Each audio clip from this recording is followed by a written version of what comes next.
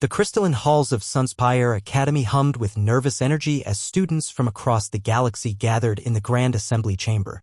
The massive dome-shaped room stretched nearly a kilometer in diameter, its transparent walls offering a breathtaking view of the binary star system that gave the Academy its name. Thousands of cadets filled the amphitheater-style seating, their varied forms creating a living mosaic of galactic diversity. Commander Vexthar, the Academy's Zephyrian director, stood at the central podium, her four arms gesturing gracefully as holographic displays materialized around her. Her chitinous exoskeleton gleamed with bioluminescent patterns that indicated deep concentration, while her compound eyes surveyed the assembled students with predatory precision. Cadets of the 2387 class, her voice resonated through the chamber's acoustic enhancers, carrying clearly to every corner of the vast space. Today marks the beginning of your final trial. The trial by fire has been a tradition at this academy for over 3 centuries, testing not just your tactical knowledge, but your ability to adapt, survive, and lead under extreme pressure. Marcus Thompson, one of only 12 humans in the academy's history, shifted uncomfortably in his seat. The weight of that statistic never left him. Humans were still considered a minor species by galactic standards, barely 2 centuries into interstellar civilization. Around him, beings from dozens of worlds whispered among themselves in languages that ranged from melodic to harsh. The Kitharan next to him, Siktal, clicked his mandibles nervously, while behind them, a group of Altarian gas breathers communicated through chromatic skin changes. The holographic displays shifted, showing a hellish world wreathed in fire and plasma storms.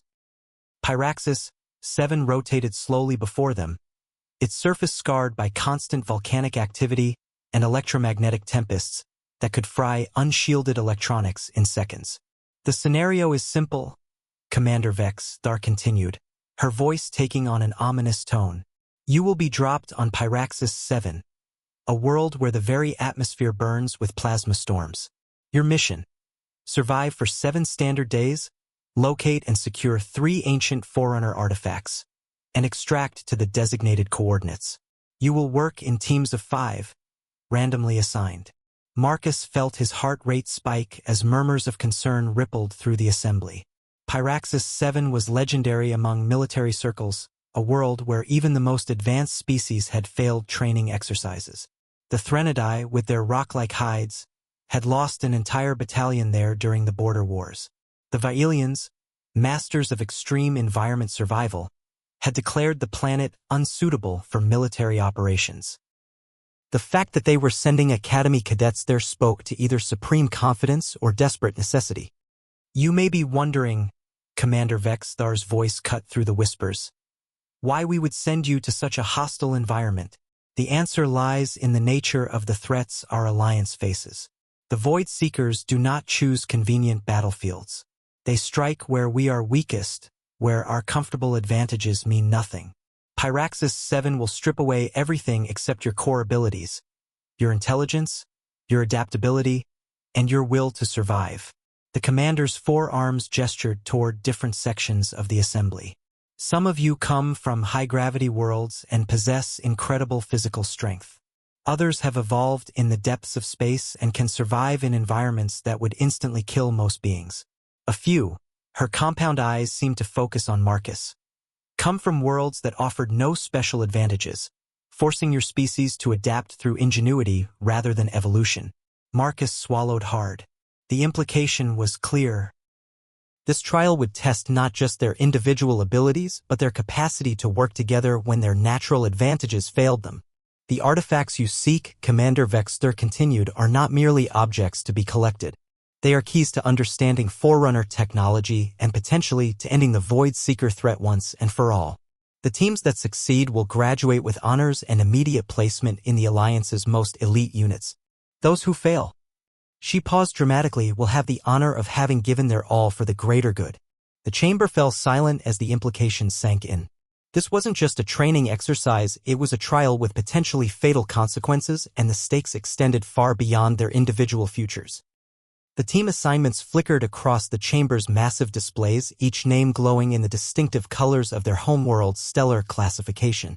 Marcus watched with growing anxiety as thousands of cadets were sorted into groups of 5, the Academy's quantum computers calculating optimal team compositions based on psychological profiles, combat abilities, and species compatibility ratings. When his designation appeared, Marcus felt his stomach drop. Team 7. His teammates' profiles materialized on his personal display. Zictal the Kithran, whose insectoid species were renowned for their analytical minds and ability to process multiple data streams simultaneously. Lyra Voss from the ice world of Terminus, where the average temperature never rose above -40 degrees Celsius. Gorak the Threnodite berserker, whose people had evolved from living stone and could survive in environments that would crush most beings. And Nyx, a diminutive but brilliant pixie engineer whose species had mastered nanotechnology before most civilizations had discovered fire. Well, Zictal chittered as they gathered in the preparation bay 30 minutes later, his compound eyes reflecting the harsh fluorescent lighting. At least we have diversity. His mandibles clicked in. What Marcus had learned was either nervousness or dark humor. With Kitharans, it was often difficult to tell. The preparation bay hummed with activity as dozens of teams collected their equipment and received final briefings. Marcus studied his new teammates carefully, noting their body language and interactions. Lyra stood slightly apart from the group, her pale blue skin glistening with the natural antifreeze proteins that kept her people alive in sub-zero temperatures. Her breath formed small clouds in the room's standard atmosphere, and she'd wrapped her arms around herself in a gesture that suggested both cold and emotional distance. Diversity won't help us when the plasma storms hit, she said, her voice carrying the crisp accent of the Outer Rim colonies. On Terminus, we have a saying, the fire that burns brightest burns shortest. We're going to a world that represents everything my people evolved to avoid. Gorak, standing nearly 3 meters tall with his rocky, mineral-based hide, grunted dismissively. His voice rumbled like distant thunder when he spoke. Fire cannot hurt stone. Stone endures. I will protect the soft ones. He gestured toward the others with surprising gentleness for someone whose hands could crush steel. Nyx, barely reaching Marcus's waist, buzzed around them on translucent wings that moved too fast for most species to track. Her voice had the high-pitched, rapid quality typical of her kind. Protection is good, but we need strategy. Strategy wins battles, not just strength. The Forerunner artifacts won't be sitting on the surface like pretty rocks. They'll be buried deep, probably in the planet's crust where the plasma can't reach them. Marcus studied the mission briefing on his datapad, scrolling through atmospheric readings, geological surveys, and thermal imaging data. While his teammates discussed their species' natural advantages and disadvantages, he focused on the one thing that had gotten him this far at Sunspire Academy: human adaptability. Where others saw problems, humans had learned to see opportunities. We need to think about this differently, he said, causing the others to turn toward him. Even Nyx stopped her constant movement to hover at eye level. Every other team will be trying to avoid the plasma storms, looking for shelter, waiting for calm periods. What if we use them to our advantage instead? The suggestion hung in the air like a challenge, and Marcus could see the doubt in their eyes mixing with curiosity about what the human had in mind. The drop pods screamed through Pyraxis 7's atmosphere like falling stars, their reinforced hulls glowing cherry red from the friction of superheated gases. Marcus gripped his restraints as the pod bucked and shuddered, the autopilot systems struggling to maintain stability in the planet's chaotic atmospheric conditions. Through the reinforced viewport, he watched the planet's surface reveal itself in all its hellish glory, a nightmare landscape of molten rivers carving through obsidian plains, towering spires of crystallized plasma reaching toward the burning sky, and volcanic calderas that vomited streams of liquid fire into the orange-tinted atmosphere. The air itself seemed alive with energy, crackling with electromagnetic discharges that painted the sky in shades of amber and crimson. Even through the pod's advanced thermal shielding, Marcus could feel the heat building, his environmental suit's cooling systems working overtime to maintain a livable temperature. The suit's heads-up display showed external temperatures climbing past 600 degrees Celsius, and they were still 15 kilometers above the surface. 30 seconds to impact, the automated system announced, its synthetic voice maintaining an unnaturally calm tone despite the circumstances. All personnel prepare for hard landing protocols. Marcus glanced at his teammates through the pod's internal monitors. Zictal's compound eyes were closed, his mandibles clicking in what Marcus had learned was a Kithran meditation technique designed to slow their metabolic rate and reduce stress responses. Lyra's pale blue skin had darkened to a deep indigo, a sign of extreme physiological stress in her species as her body attempted to cope with the rising temperature. Her breath came in short, sharp gasps that fogged the inside of her helmet. Gorak appeared the most composed, his rocky hide naturally resistant to heat, though even he was showing signs of discomfort. Small fissures had appeared in his mineral-based skin, releasing wisps of steam as his internal cooling systems activated. Nyx buzzed frantically around her restraints, her wings beating so fast they created a high-pitched whine that resonated through the pod's hull. Atmospheric composition is worse than the briefings indicated, Nyx reported, her voice crackling through the comm system. Oxygen levels are barely adequate and the plasma density is off the charts. We're going to be breathing superheated gases with every breath. The pod's retro-thrusters fired with a bone-jarring roar, and Marcus felt his stomach lurch as they decelerated rapidly. The G-forces pressed him deep into his crash couch, and he could hear the structural supports groaning under the strain. Outside, the surface rushed up to meet them with terrifying speed. They hit the ground with an impact that would have liquefied an unprotected human instantly. The pod's shock absorbers compressed to their limits, and Marcus's vision went white as his brain struggled to process the sudden trauma. Klaxons wailed as multiple systems reported damage, and the smell of burning electronics filled the cramped cabin. The pod's door hissed open with a sound like escaping steam, and the team was immediately assaulted by waves of superheated air that felt like opening an oven door. Marcus's environmental suit's cooling system kicked into overdrive, pumping coolant through the microtubes woven into the fabric while his helmet's air recyclers worked frantically to process the hostile atmosphere. Atmospheric temperature, 847 degrees Celsius and climbing, Nyx reported, her voice tight with strain. Plasma storm approaching from the northeast. Electromagnetic signatures are massive. We have maybe 4 minutes before it hits our position. Marcus forced himself to focus through the heat haze, looking around at the desolate landscape that would be their testing ground. In the distance, he could see other drop pods scattered across the terrain like fallen meteorites, some already moving as their occupants raced for whatever minimal shelter the planet's rocky outcroppings might provide. The smart teams, he realized. The ones following conventional survival doctrine. There, he pointed to a nearby impact crater, its rim glowing with residual heat from some ancient collision. That's where we're going. Into the crater? Lyra's voice was incredulous. Marcus, that's exactly where the plasma will collect. Trust me, Marcus said, already moving toward the formation. I've been studying the plasma patterns during our descent. They don't just destroy, they reveal. The plasma storm hit with the fury of a star's death throes, transforming the already hellish landscape into something beyond imagination. Torrents of superheated gas cascaded down the crater walls like liquid lightning, turning the air itself into a luminous maelstrom that pulsed with electromagnetic energy. The very atoms in the atmosphere seemed to scream as they were torn apart and reformed in an endless cycle of destruction and rebirth. The team had taken shelter in a small cave Marcus had spotted during their desperate sprint to the crater, a natural formation barely large enough for all 5 of them, with walls of fused silicate that had been melted and reformed countless times by previous storms. The cave's entrance glowed like the mouth of a forge, and even 20 meters inside, the temperature readings on their suits showed nearly 900 degrees Celsius. You've killed us all, human, Gorak rumbled, his voice distorted by the interference from the plasma storm. His rocky hide was beginning to glow cherry red from the heat, fissures spreading across his mineral-based skin as thermal expansion stressed his cellular structure. Even his species' legendary resistance to extreme conditions was being pushed beyond its evolutionary limits. Lyra huddled against the cave's far wall, her environmental suit's cooling system cycling at maximum capacity. Her skin had shifted to an almost black shade of blue, a defensive response that helped her species absorb and dissipate heat, but it was clearly inadequate for their current situation. The other teams took shelter in the rocky outcroppings, she gasped between labored breaths. They're probably safe and dry while we're cooking in this oven.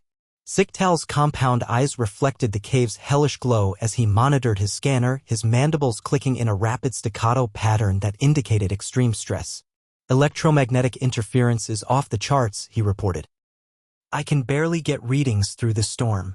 How did you expect us to find anything in this chaos? Nyx had folded her wings tightly against her small frame, her usual constant motion replaced by the stillness of someone conserving every ounce of energy. Power levels are dropping faster than calculated, she buzzed weakly. The storm is draining our suit's energy reserves just to maintain basic life support. Wait, Marcus said, his attention focused intently on his scanner's display. Despite the others' despair, Something was happening that none of them had anticipated. Look at the readings. The plasma storm's incredible energy was doing more than just creating a light show of destruction. The electromagnetic pulses were penetrating deep into the planet's crust, acting like a massive ground-penetrating radar system. The interference that had previously hidden the planet's secrets was being overwhelmed by the storm's sheer power, revealing geological structures that had been invisible just minutes before. The modified suits were crude by galactic standards, assembled from components Marcus had been secretly developing throughout his time at Sunspire Academy, but they embodied something uniquely human: the ability to turn impossible circumstances into opportunities. While other species had evolved specialized adaptations for their hostile homeworlds, humans had learned to adapt through technology, engineering, and sheer stubborn refusal to accept defeat. Marcus had spent months in the Academy's workshops during off-hours, studying the environmental systems of every species at Sunspire and reverse engineering their biological advantages into technological solutions. The suits he'd created were a patchwork of borrowed innovations, each one customized for his teammates' unique physiologies and abilities. Zictal's suit incorporated bioengineering principles from his own species, using living heat sinks that could adapt and evolve in real time to absorb thermal energy. The Kitharan technology created synthetic organs that mimicked their natural ability to process multiple environmental stressors simultaneously. "This is madness," Zictal chittered as Marcus sealed the bio-integrated components around his exoskeleton, "but it's the kind of madness that might actually work." Lyra's suit was perhaps the most complex, incorporating crystalline structures harvested from genuine terminus ice crystals that Marcus had somehow acquired through the Academy's black market trading networks. These crystals could absorb massive amounts of thermal energy, acting like organic heat batteries that would keep her core temperature stable even in the heart of the plasma storm. "You've been planning this for months, haven't you?" she asked, her voice carrying a mixture of amazement and concern as the suit's cooling systems integrated with her natural physiology.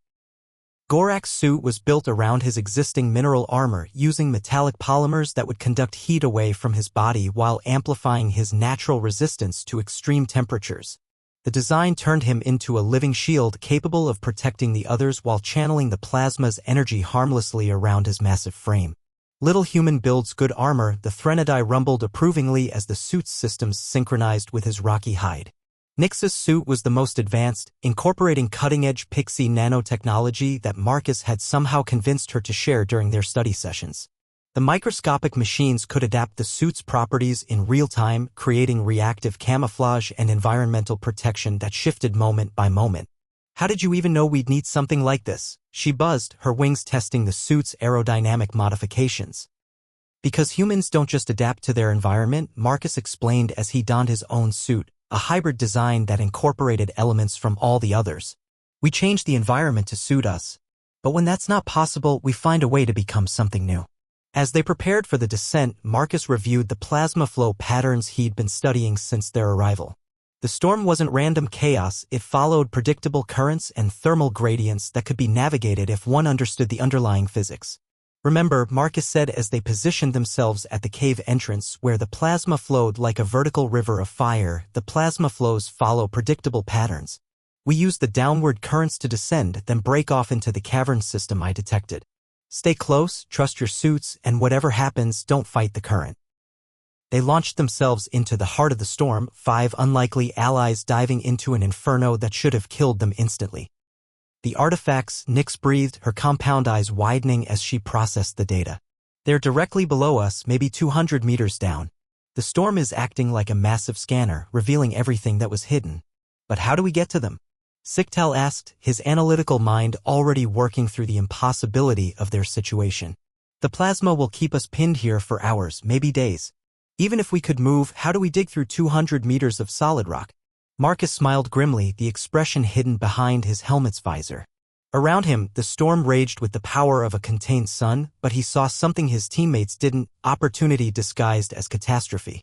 "We don't wait for the storm to pass, and we don't dig," he said. "We ride it down." He began pulling components from his pack, not standard Academy gear, but modifications he'd made during his time at Sunspire. Where other species relied on their natural abilities, humans had learned to adapt through technology. "I've been working on something," he explained, assembling what looked like a metallic cocoon. "A plasma riding suit." It uses the storm's own energy to power its shields and propulsion. Lyra stared at the contraption. That's insane. Even if it works, you'd be completely alone down there.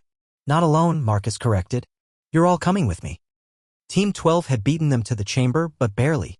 The Vailian team leader, Katar, stood over two of the artifacts, his scales rippling with triumph. His teammates, all from high-gravity worlds, looked exhausted but victorious. The human and his pets, Katar hissed, his forked tongue tasting the air. You took the hard path, I see. We found the service tunnels much more civilized. Marcus assessed the situation quickly. The Vailians had claimed two of the three artifacts, but they looked spent. Their heavy world physiology, while powerful, consumed enormous amounts of energy. They'd used up their reserves getting here through the tunnel system. Civilized, maybe, Marcus replied, but not efficient. You're exhausted and the plasma storm is getting stronger.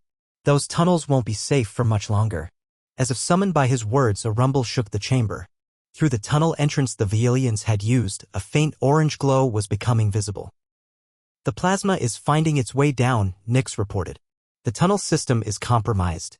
Katar's eyes darted between the artifacts and the growing glow. No matter. We have what we came for. The third artifact is yours if you can carry it. But Marcus was already moving, not toward the third artifact, but toward the chamber's walls.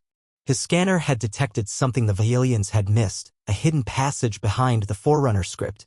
Ziktal, can you read this? He asked, running his hands along the glowing symbols. The Kithran scuttled over, his mandibles clicking as he studied the text. It's a warning. And instructions. This chamber isn't just storage, it's a test. Katar's eyes darted nervously between the artifacts in his possession and the growing orange glow emanating from the tunnel system behind his team. The Vailians' confident demeanor was cracking under the pressure of their deteriorating situation. No matter, he said, but his voice lacked its earlier conviction. We have what we came for. The third artifact is yours, human, if you can carry it out of this tomb. But Marcus was already moving, not toward the remaining artifact, but toward the chamber's walls where the Forerunner script pulsed with increasing intensity. His scanner had detected something the Vailians had missed in their haste to claim their prizes, a hidden passage concealed behind the ancient symbols and, more importantly, a pattern in the script that suggested these weren't just decorative markings. Ziktal, can you read this? He asked urgently, running his hands along the glowing symbols that seemed to respond to his touch. The Kithran's compound eyes were perfectly adapted for processing complex visual information, and his species had made significant breakthroughs in xenoarchaeology. The Kithran scuttled over on his 6 legs, his mandibles clicking rapidly as he studied the flowing script. His analytical mind processed the alien language with the speed and precision his species was renowned for. It's not just a warning, he said, his voice filled with growing amazement. It's instructions. And a test. This chamber isn't just storage for ancient relics, it's an examination of character and wisdom. The chamber began to shake more violently as the plasma found new pathways through the weakening tunnel system. Chunks of ancient stone crashed down around them, and the air itself began to shimmer with heat distortion as superheated gases seeped through microscopic cracks in the walls. What kind of test? Lyra demanded, her pale skin now almost translucent with stress as her suit's cooling systems struggled against the rising temperature. Ziktal's translation revealed the stunning truth about the trial by fire. The 3 artifacts weren't merely prizes to be claimed by the strongest or most cunning competitors. They were components of a greater whole designed by the Forerunners to function only when united and only when those who carried them demonstrated the fundamental qualities that had allowed the ancient civilization to span galaxies. Cooperation over competition, sacrifice for the greater good, and the wisdom to choose the more difficult path when it led to a better outcome for all. You're saying we need to work together? Katar snarled, but his voice carried more desperation than anger now. The orange glow from the tunnels was growing brighter by the second, and his team was in no condition for another arduous journey through collapsing passages. I'm saying we need to think like the Forerunners did, Marcus replied, his voice calm despite the chaos erupting around them. They didn't just value raw strength or individual intelligence. They valued adaptation, the ability to change course when circumstances demanded it, to see beyond immediate self-interest to the larger picture. The chamber's trembling intensified, and through the compromised tunnel system they could hear the unmistakable roar of approaching plasma streams. Time was running out for both teams, and their individual survival now depended entirely on their willingness to abandon competition in favor of cooperation. The artifacts, Lyra said suddenly, her analytical mind cutting through the crisis with crystalline clarity. They're not just keys to Forerunner technology, they're stabilizers. If we combine all three, we can create a containment field powerful enough to stop the plasma from reaching this chamber. But that would mean sharing the glory, one of SEK-TAR's teammates protested even as molten death approached through the tunnels behind them. Or, Marcus countered, meeting SEK-TAR's reptilian gaze directly, it means ensuring we all survive to have any glory at all.